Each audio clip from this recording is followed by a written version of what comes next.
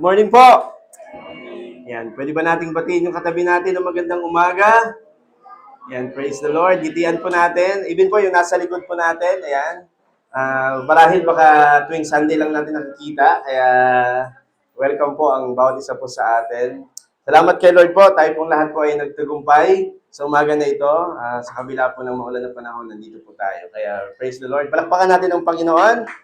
Sige po, malakas na palakpak po para po sa ating Panginoon. Ayan, punta na po tayo sa ating topic po this morning. Handa na ba tayo makinig ng salita ng Diyos? Amen. Sige po, tayo muna ay sandali yung mukha at manalangin. Let us pray. Aming Diyos, Ama, salamat Panginoon sa pagkakataon na ito. Lord, we acknowledge that you are here in our midst, O God. The Holy Spirit is here. And Lord, we humble ourselves, O God, this morning. We want to listen to your word, O God. Lord, we want to hear, O God, sa nakahanda niyo pong mensahe sa bawat isa po sa amin. Patuloy niyo pong i-align yung heart namin. Whatever, Lord, yung mga distraction, whatever, Lord, yung mga worriness, yung mga gumugulo, Panginoon, Lord, sa aming puso't isipan para makahadlang sa aming pakikinig ng salita, dalangin po namin, O Diyos. We surrender it to you, God, and help us, Lord, to lean, O God, to listen, Panginoon, to heed, O God, your word, Lord, this morning, Father God. We ask, Lord, your Holy Spirit na manguna, magpalakas sa amin, bigyan kami, Lord, ng kauhawan at kaunawaan, Panginoon. Maintindihan namin, Lord, ang mensahe niyo po sa umaga na ito. Salamat po. We rebuke human wisdom and we allow only, Lord, heavenly wisdom from you, Lord, from your word, O God.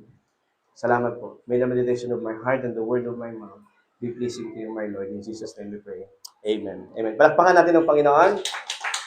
Praise God. Ayan.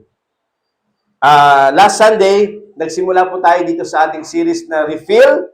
And nilatag po natin last Sunday yung idea po na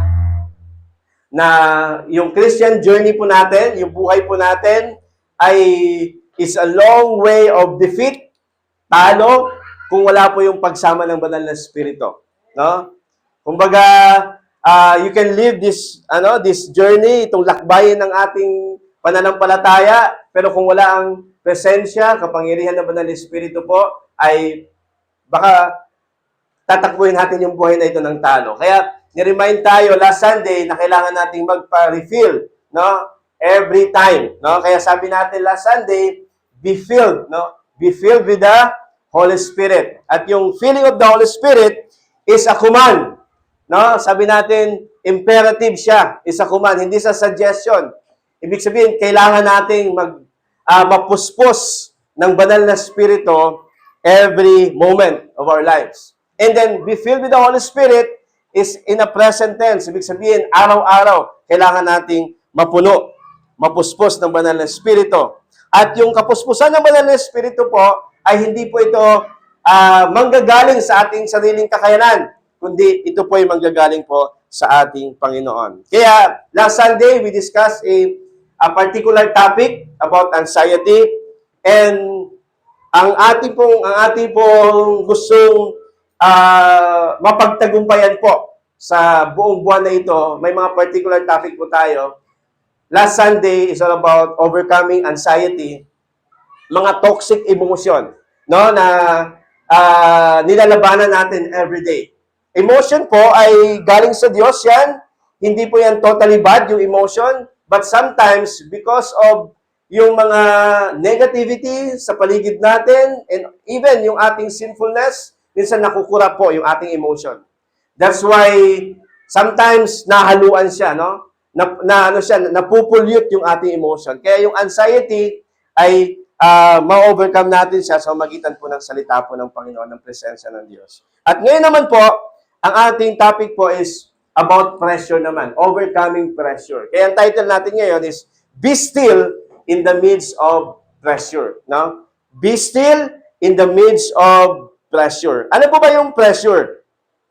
Yung pressure po, ibig sabihin niya po is the external or internal force that tests our faith, challenges our character, and reveals where we place our trust. Yung pressure po is not totally a sin. Hindi siya totally kasalanan, no?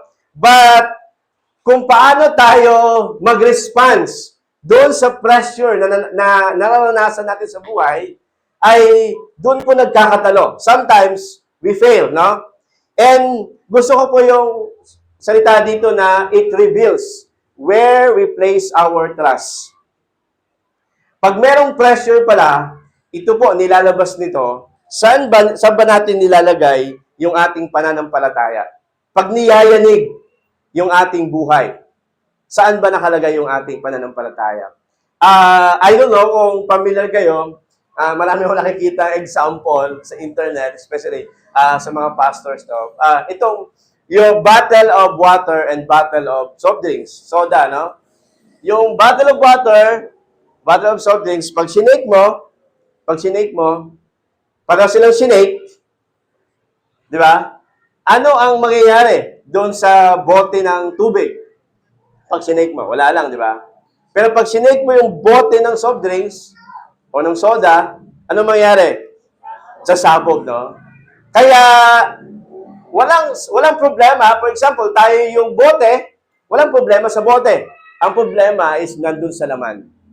Kaya, pag sinishake tayo, anong lumalabas? Parang toothpaste. Kung ano yung kulay ng toothpaste sa loob, yun yung lalabas pag pinisil ka. Pag pinisil mo ang toothpaste. Tayo po ba?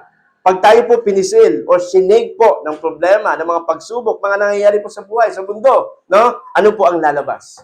Kaya yung pressure, it reveals saan nakalagay yung ating pananampalataya. No? It's a warning sign sa atin. Now, the reality of life kasi, familiar ba kayo doon sa 5 C's? 5 C's of reality of life. Sa reality po kasi ng buhay, merong ganito talaga sa buhay po natin. Merong change. Merong crisis. Merong criticism. Merong conflict. At meron din po tayong concern. For example po, change. Di ba, sabi nga, the only constant in this world is change, no? And sino dito nakakaranas ng change, ng pagbabago? Di ba? Ako po, kagaya na nakwento ko nung nakaraan, may estudyante na kami, no? At pagbabago 'yon, adjustment 'yon sa buhay namin. And nung nakaraan nga, dahil si Nathan po ay hindi po siya dumaan ng daycare, kasama po siya doon sa sa mga special student. Ano yung mga special student? Yung mga hindi pa marunong magsulat, no? Kaya, ang ginagawa ng school pala ngayon, pag hindi pa marunong magbasa or magsulat, iiwan, merong special class, no? Kaya special student, ang anak ko po, very good, no? Every Tuesday, iiwan po. Pero pinapractice namin. Dahil nga hindi siya dumaan sa daycare, di naman namin siya totally talaga na parang penelsa na mag-aral agad, no? In-enjoy mo na yung paglalaro. Pero yun nga, and merong pressure, no? Sometimes, pag merong demand na gano'n, may pagbabago yun eh. And then, of course, siyempre, sa school naman, di naman ako nagpapakilala ng pastor, di naman ako kilala sa school, no? Pero, sa loob-loob mo, is merong pressure na kailangan matuto agad yung bata. Kaya pag tinuturuan namin si Nathan, pag ayaw niya, minsan sa isip ko, ano ba to? Di ba? Parang nakakahiya to pag hindi agad matuto, di ba? Paano na lang pag siya lang mag-isa na tuturuan na hindi marunong magsulat. May pressure po. Kaya it reveals, no? Ano yung natin, inside natin. Pag tayo po ba, dumadaan tayo sa mga ganon, anong lumalabas po sa atin? No? Kaya sa buhay po, kasama po talaga ang pressure. I don't know, marahil po sa trabaho, marahil po sa pamilya, di ba? Pag lumalaki yung mga estudyante, mga anak po natin, nag-iiba din po yung demand ng buhay.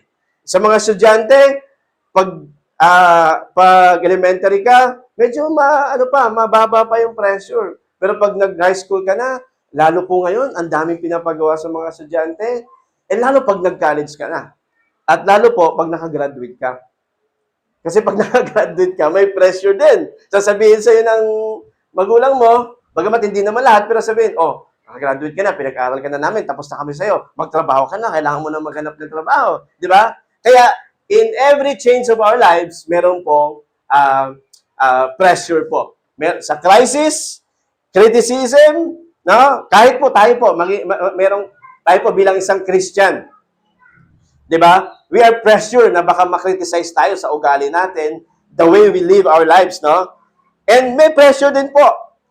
Sino po ba dito? Merong pressure, crisis, financial crisis, no? And conflicts sa ministry. And I believe, lahat tayo, meron tayong concern po sa buhay. Ibig sabihin, meron tayong mga wino-worry po sa buhay. And this 5 C's, the reality of 5 C's sa buhay po natin, it brings pressure sa buhay po natin. Pero, anong title natin ngayon? Be still in the midst of pressure.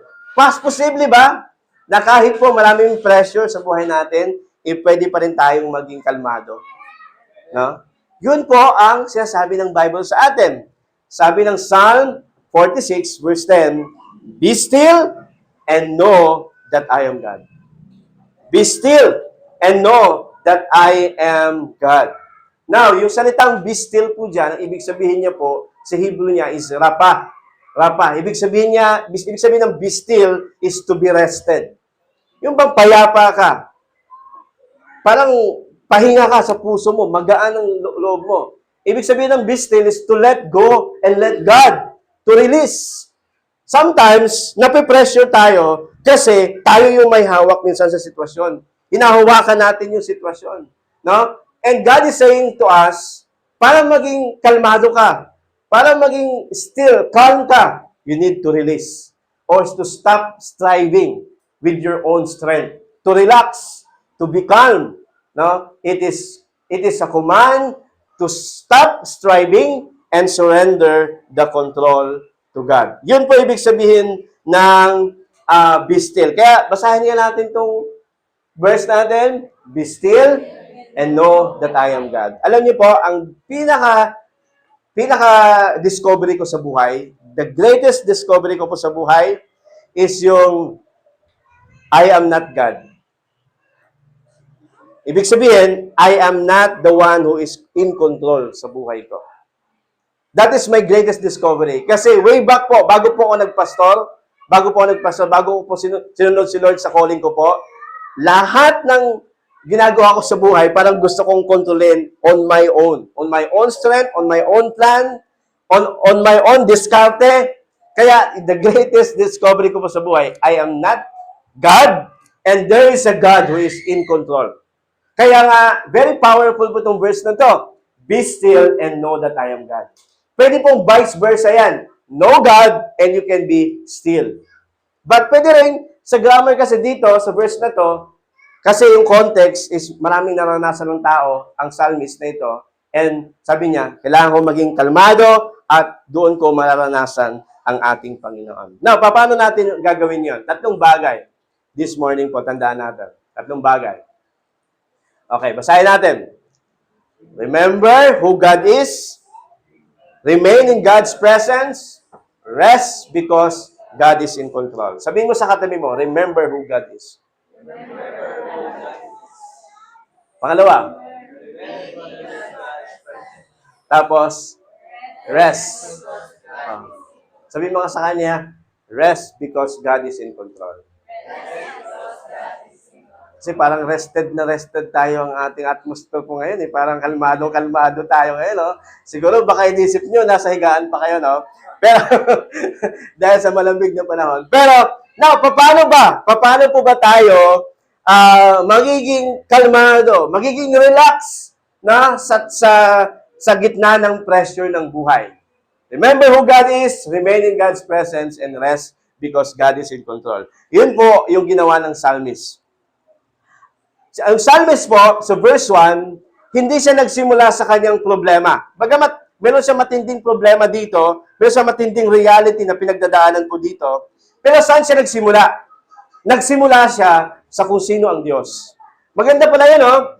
Pag tayo po ay nakakaranas ng pressure, alalahanin natin who God is. Sino ba ang Diyos sa buhay ko?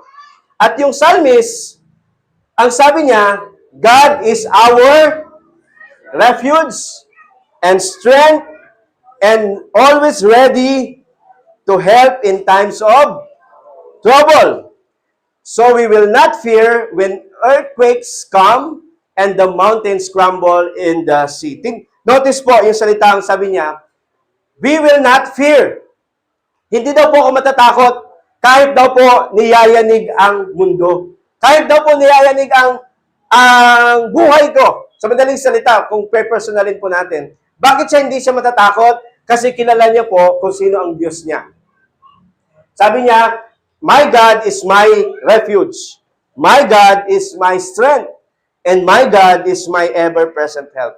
Sabi, ano ba yung refuge? Yung refuge po, sa Tagalog po is kanlungan or muog. Ang picture po niyan is, ganyan po, yung parang city wall. Ibig sabihin, yung security. Nung sinabi ng psalmist na God is my refuge, he is talking about the city wall. Kasi dati, yung city wall, ito po, is their protection, their security, their safety. Kaya, kahit daw po merong kaguluhan sa paligid, nayayanig yung paligid. Ngayon, umaatake na naman, no? Nagkakagulo na naman sa Middle East, no? May attack na naman, no? Kaya hindi natin kontrolado talaga nangyayari sa paligid natin, eh. Pero, ang pangahawakan natin, meron tayong God who is our refuge. No? Our protection. Sabi ng psalmist, sabi niya, hindi niya sinabing God will provide a refuge. Pero sabi niya, God is my refuge. Very personal po. Now, saan po ba natin, ano po ba yung refuge ng buhay natin?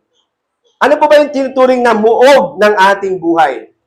Alam niyo, sometimes, takot ang tao sa mga pagbabago, sa mga criticism, sa mga nangyayari sa paligid, kasi sometimes, nilalagay po natin yung seguridad natin, hindi sa Diyos.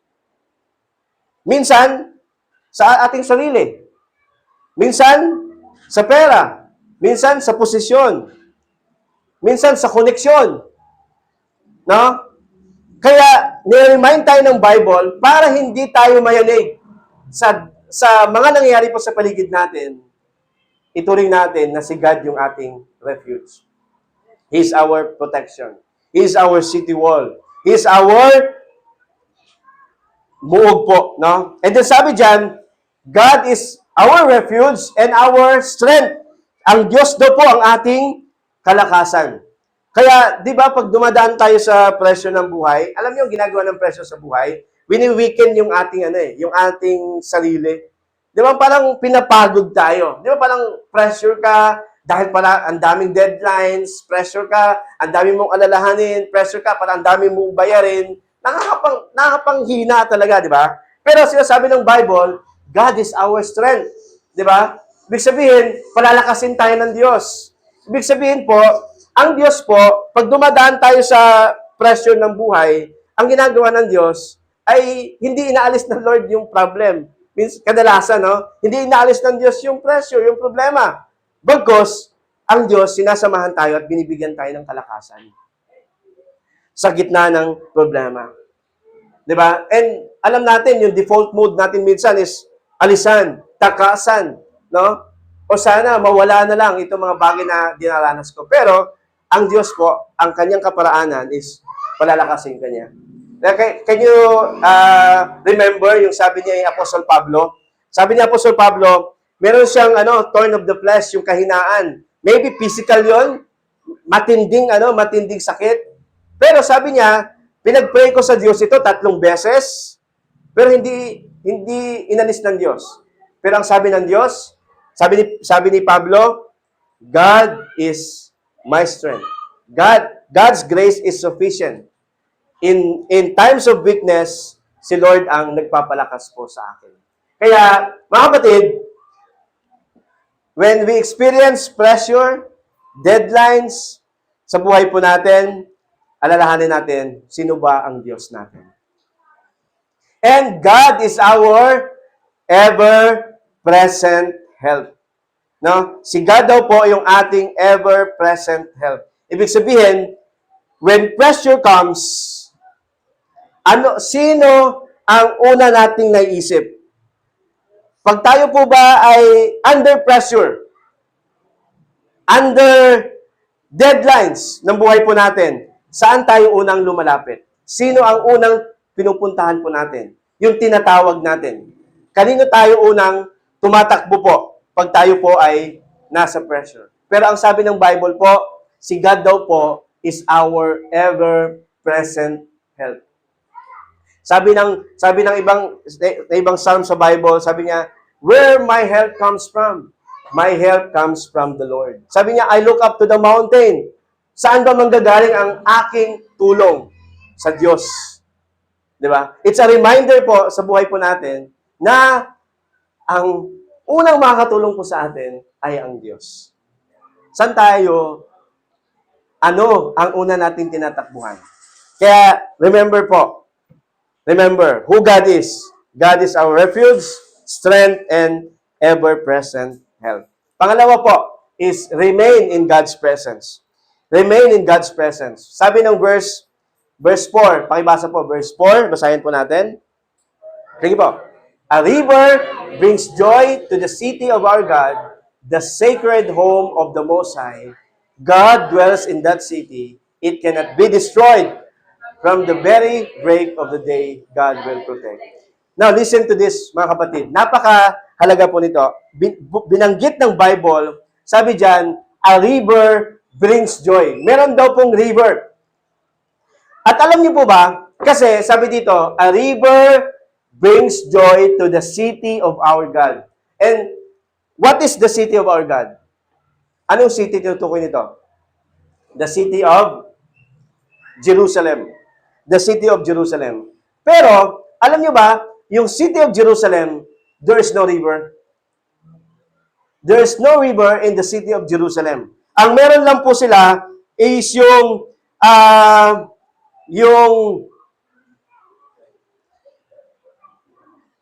parang spring, no? Nakalimutan ko yung pangalan, no? Yung spring na ginawa o gumawa ng tunnel si Hezekiah during the time of Hezekiah, gumawa siya ng tunnel, tapos meron silang spring.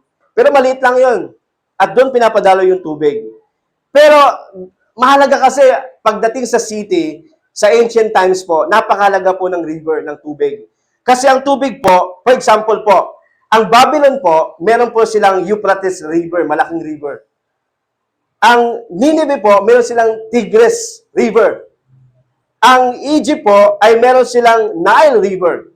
Kasi ang river po provides water, food, transportation, defense, life. Ibig sabihin, yung river, it brings life, buhay ng mga tao. Pero, amazingly, binanggit ng psalmist, meron daw pong river that brings joy to the city of Jerusalem. And what is that river? That river po is a symbol of God's presence. A symbol of God's presence. Tingnan niyo po sa Revelation. Revelation chapter 22 verse 1 and 2. Sabi diyan, then the angel showed me the river of the water of life, as clear as crystal, flowing from the throne of God and of the Lamb down in the middle of the great street of the city. On each side of the river stood the tree of life, bearing 12 crops of fruit, yielding its fruit every month, and the leaves of the tree are the healing of the nation. Ano po sinasabi ng Bible po sa atin? Na yung city of Jerusalem, walang river, pero merong binanggit na river because that river po is the presence of our Lord. It's better than the world's resources. Now, it's better than the world resources. Kaya sinasabi ng psalmist po, kahit daw po yung mundo nagsishake po. Tingnan niyo po, sabi ng sunod na verse. Sabi niya, the nation are in chaos and their kingdoms crumble. Nayayanig po. God's voice thunder and the earth melts. Pero sabi niya, the Lords of Heaven's armies is among us. Kaya sa gitna po ng shaking, sa gitna po ng pressure ng buhay, sa gitna ng problema ng buhay, tandaan natin, manatili tayo dun sa presensya ng Panginoon. No? Kasi yung river na ito, yung presence ni Lord, it represents life, blessing, provision, peace, and some other, sa John chapter 7, yung water represents the Holy Spirit, and of course, ultimately po, yung eternal life. Amen? Kaya, the blessing of God, or this blessing only can give. It can only be found if you remain in the presence of God. Itong blessing na ito. Nakuha niyo po ba? Napakaganda, no? Merong tayong resources na hindi kayang ibigay ng mundo na ito. Yun po sinasabi ng Bible sa atin. There is a spiritual blessing, God's protection, na binibigay niya doon sa kanyang mga anak, the chosen people. Bakit tayo hindi tayo mapipressure o magiging kalmado tayo sa gitna ng presyo ng buhay? Kasi meron pong nakalaan ang Diyos. In fact po, in the time of Hezekiah po, sila po inatake po sila ng kalaban, ng Babylon. At ang sabi ng Bible sa atin, sabi ni, I forgot the name, I think, Sennacherib, no? Sabi doon, tinatakot sila ng Babylonia, na umalis na sila. Pero sabi ng prophet kay Hezekiah, kahit pinipressure na sila, sabi ng Bible sa atin, si Hezekiah, sinabihan siya ng prophet Isaiah, no, na pagtatagumpayin kita kahit sa gitna ng pressure na kinakaharap mo. Why? Because there is a city, or there's a river in the city, the source from the Lord na hindi kayang ibigay ng mundo po na ito. I hope na nakita po natin yan, itong blessing po na ito. Amen po ba? Pwede ba nating palakpakan si Lord? Ngayon po, kung nakadaan tayo ng mga pressure sa buhay, is alalahanin lang po natin yung presensya ng Panginoon. We should remain in the presence of God. Maganda yung kinanta natin kanina, no? Basta't ikaw. Lord, ang kasama ko. Basta't ikaw. Dapat, nawa po, ganun yung ating panalangin. Lord, I need to remain, to stay in your presence para maging kalmado tayo. Okay? Pangatlo is rest because God is in control. Rest because God is in control. Anong verse natin? Sa 46 verse 10, be still and know that I am God. Kaya nga sabi ko sa inyo kanina, bakit hindi tayo rested? Kasi we try to control everything. Kaya, ang reminder po sa atin ng Bible is to be still and know that I am God. Nalala ko po, kwento ko po, nakwento ko to nung prayer meeting, yung prayer and fasting, nung nasa Palawan po kami, nag-seminar po kami, is nagkaroon ako ng problema kasi that time talaga, physically, hindi talaga ako prepared physically kasi ang daming mga previous gawain. Kaya pumunta po ako doon, talagang physically tired din talaga ako. And then, nung araw na magsisimula na magtuturo po ako, sinisipon po ako noon, tapos inuubo. Tapos, masama talaga pakiramdam ko. And then, nung nag-CR po ako, nung time na mag-speak na ako, unang speak ko po, nung nag-CR po ako, sorry for this word, no? Nung nag-CR po ako, suminga po ako ng dugo. Pag singa ko ng dugo, ang daming dugo. Tapos pangalawa, sininga ko rin, yung pangalawang sa ilong ko, dugo din, buo. Alam niyo po, talagang kinabahan ako. No? Kinabahan talaga ako. And then, sabi ko, pumikit muna ako, Lord. Sabi ko, Lord, sorry, parang parang medyo in-abuse ko ata yung katawan ko. Baka to sa akin, parang, kumbaga, pagtuturo sa akin ng Diyos. Yun ang unang thinking ko. Pero sabi ko, Lord, pagtuturo ako, tulungan niyo ako. And then, pinaalala sa akin ng Diyos, way back, siguro, more than 10 years ago, nung sumakit yung tuhod ko, siguro mga 2016 yun, 2017. Kasi dati po, Nag-basketball ako. Pag layup ko kasi tumama yung tuhod ko dun sa ring. Hindi, joke lang. Joke lang po. Matulog na kasi kayo. Seryoso niyo eh. Yeah. Sumakit yung tuhod ko sobra that time. Pero nasa CR din ako noon. Nalala ko, nasa CR ako. Nag-pray ako. Pero pinag-pray ko, Lord, kayo po ang kayo po ang Diyos na nakakalam ng lahat ng bagay. Kayo po ang taga-gamot. Kayo po ang alam ng kondisyon ng katawan ko. Ganon din po pinag-pray ko that time. Pinag-pray ko, sabi ko, Lord, magtuturo ako, Lord. At kayo po nakakaalam. Hinawakan ko po yung aking ilong. Kayo po nakakaalam ng physical condition ko. And I believe na kayo ang Diyos na makapangyarihan. Nag-pray po ako, umalis po ako, tapos nagturo po ako ng 2 session. And then, I praise God kasi nailaos ko naman po yung 2 session na yun. Nung pagtapos ng 2 session na yun, balik agad ako sa CR. Suminga ulit ako, sabi ko, kasi nesipon pa rin eh, pero pag singa ko is wala nang dugo. Kahit konti wala na. I believe, I don't know, pero I believe that is God's miracle for my life. Pero ang pinagpapasalamat ko talaga sa Diyos is yung restedness sa puso ko. Kapayapaan sa puso ko na kahit parang sa gitna ng panganib o sa gitna ng pangamba, we can be still and know that I am God. Amen po ba? Kaya we can be still and know that I am God. Alam niyo kung bakit? Ito po, very eye-opener po sa akin at sa lahat po. Kasi po, ang buhay ng tao, alam niyo po kung bakit tayo magiging rested sa buhay? Kasi po, ang buhay ng tao ay hindi po patungkol sa atin. Ang buhay ng tao po ay patungkol sa Diyos. At kung ang Diyos po ay nasa buhay natin, ang Diyos ang nangunguna po sa buhay natin, God will exercise His sovereignty, His power to accomplish His plan through us. Bakit ko po nasabi? Kasi yun ang sabi ng verse. Sabi niya, be still and know that I am God. Kumalma ka lang at kilalanin mo ko. Why? Because I will be honored by every nation. I will be honored throughout the world. Ibig sabihin, ang pinaka-goal ng Diyos, pinaka-purpose ng Diyos is to honor His name. Not just to rescue us. Not just to help us. No? Not just to comfort us. But ang pinaka-goal ng Panginoon, ultimate goal ng Panginoon is maluwalhati siya sa buhay po natin at sa ating ginagawa po sa buhay.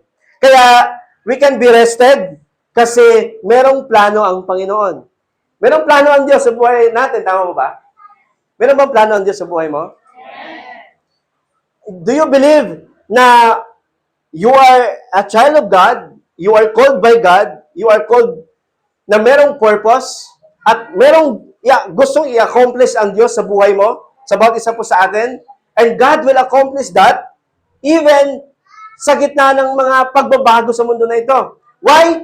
Hindi para magtagumpay ka lang, hindi para yung umasenso lang tayo, hindi para tulungan lang tayo, kundi ang pinaka-purpose ng Diyos is to glorify His name. I will be honored by every nation. Sinasabi niya sa psalmist, no? Kasi, ito nga, ang context nga nito, we believe in the time of King Hezekiah, no?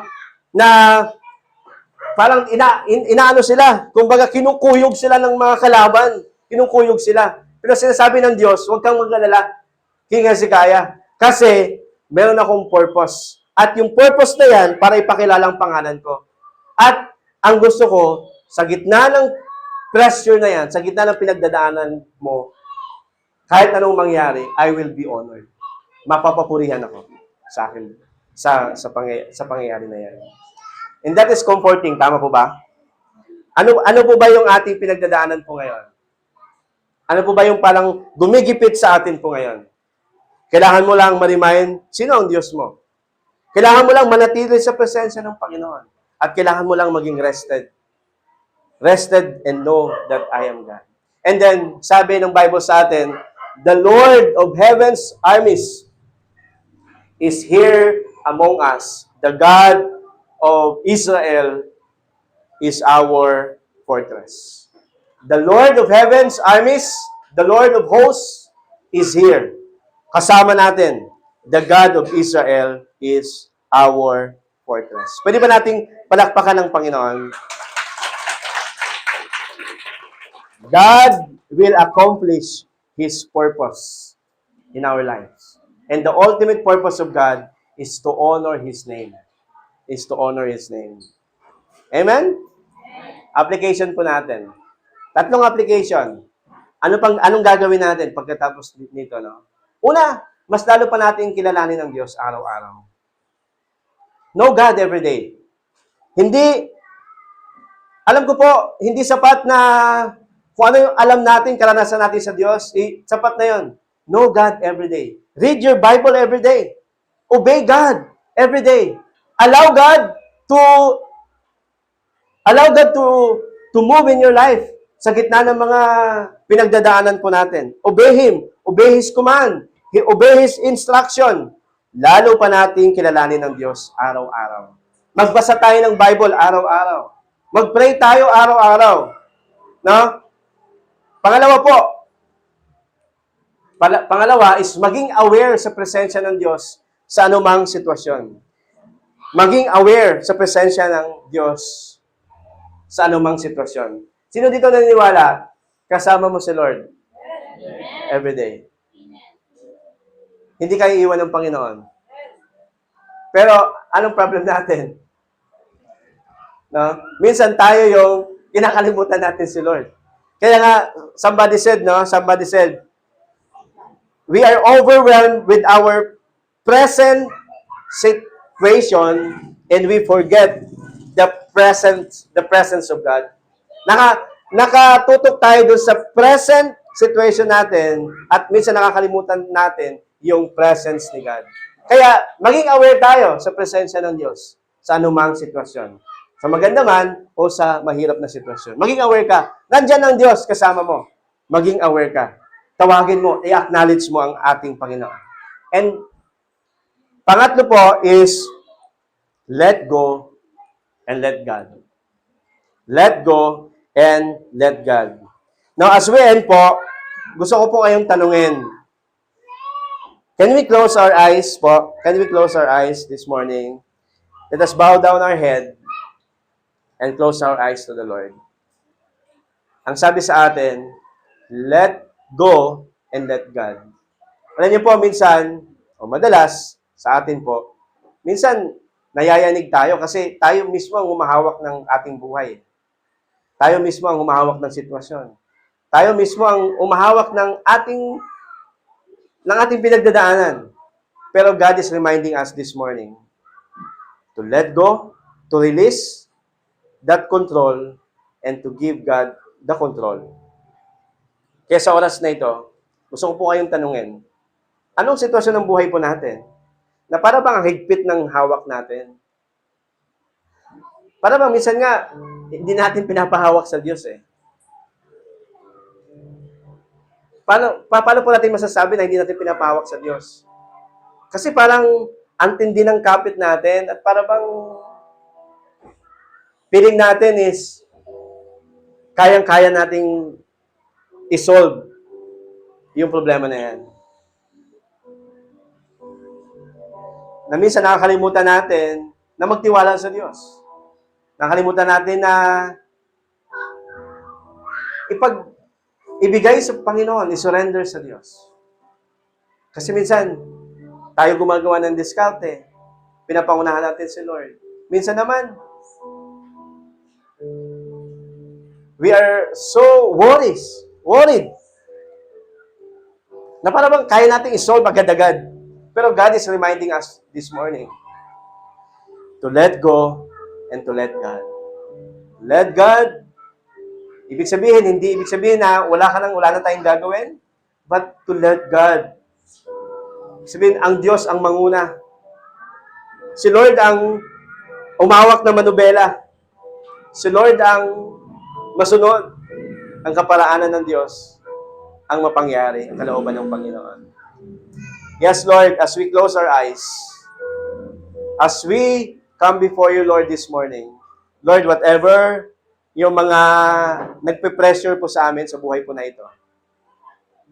Maybe trabaho, maybe finances, Lord, maybe physical, maybe family. Lord, sa oras na ito, we surrender it to you, Lord, and we give you the full control, Panginoon. We give you the full control, Father God. We give you the full control. Salamat po, Panginoon. Salamat, Lord Jesus. Salamat po. Sa pangalan po ni Jesus. Amen and amen. Amen. God bless po sa ating lahat.